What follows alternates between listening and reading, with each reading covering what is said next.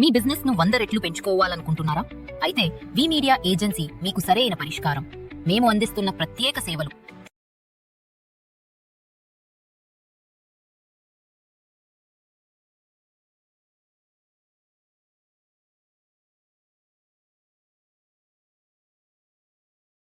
అంతే అంటే ఇప్పుడు కదమ్మా. తెలంగాణలో ఆల్రెడీ ఈ బీసీల గురించి అన్ని కూడా చేశారు.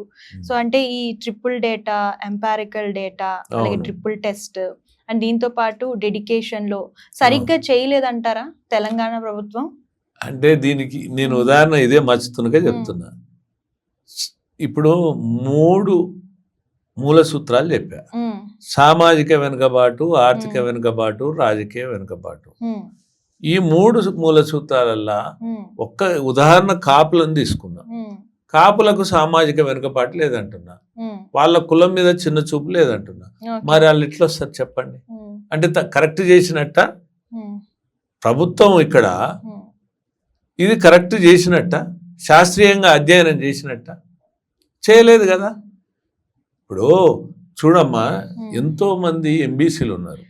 ఓకే, మీరు చూడండి, కుమ్మరి, చాకలి, వడ్రంగి, ఇటువంటి నాయ బ్రహ్మణ, తర్వాత కంసలి, ఇట్లా అనేక కులాలు ఉన్నారమ్మా. వడ్డెరోళ్ళు అయితే ఈనాటికి కూడా మీరు ఎక్కడన్నా చూడండి, వాళ్ళ చెమట ఒక రక్తం, వాళ్ళ రక్తం ఒక చెమటలాగా మారుతుంది.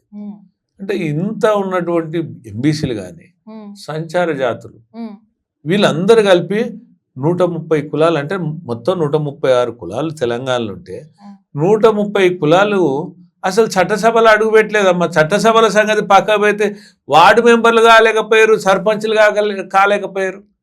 మరి ఈ రిజర్వేషన్లు ఎవరి కొరకు అంటున్నా అంటే, నిరంతరం పొందిన వాళ్ళకి రిజర్వేషన్ల, ఒకే కుటుంబం, ఒకే కులం, ఒకే వర్గం ఈ రిజర్వేషన్లు పొందిన వాళ్ళే పొందాలా?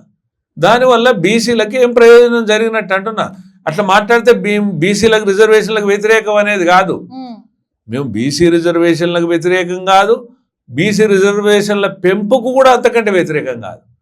కాకపోతే ఏంటంటే, ఈ బీసీ రిజర్వేషన్లు అనేవి అర్హులైన వారికి అందాలంటున్నాం, శాస్త్రీయంగా ఉండాలంటున్నాం.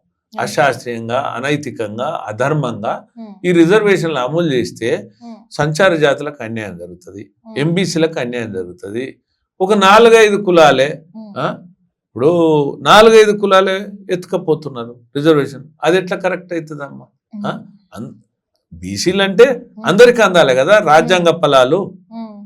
ఇప్పుడు అందులో ఉన్న వాళ్ళు చాలా మంది ఇటీవల కాలంలో నేను ఏదైతే లేవనెత్తున్నాయి, ఈ మధ్య కాలంలో ఈ ఎంబీసీలకు, సంచార జాతులకు అన్యాయం జరుగుతుందన్న తర్వాత చాలా దాంట్లో ఉన్నటువంటి అనేక మంది బీసీ సోదరులు నాతో మాట్లాడడం జరుగుతుంది. అన్న, మమ్మల్ని అనగదొక్కుతుండ్రు, అసలు మేము నోరుండి కూడా మేము మాట్లాడలేని స్థితిలో ఉన్నది, ఒక 4-5 కులాల వాళ్ళే మా నోటికాడి ఫలాలని అందుకొని పోతున్నారు అని ఈ విధంగా మాట్లాడుతారు. అయితే దీనికి మనమంతా కలిసి పోరాటం చేయాలన్నా, మీరు కూడా మాతో ఉండాలని ఇట్లా మాట్లాడుతున్నారమ్మా. ఇప్పుడు అన్యాయం జరుగుతున్నప్పుడు ఎవరు ఏ కులం అనేది కాదు, అన్యాయం పక్షాన్ని ఎవరైనా పోట్లాడొచ్చు, అందులో తప్పు లేదు కదా. అందుకనే నేనేమంటున్నంటే, కాపుల సోదరులకు కూడా నేను విజ్ఞప్తి చేసేదంటే, మనం అంత ఒకటే, రెడ్లం కాపులం ఒకటే, మనం కలిసిమెలిసి ఉందాం. కానీ బీసీలకు అన్యాయం చేయడం మంచిది కాదు, దాంట్లో నుంచి వైదొలగడం కరెక్ట్.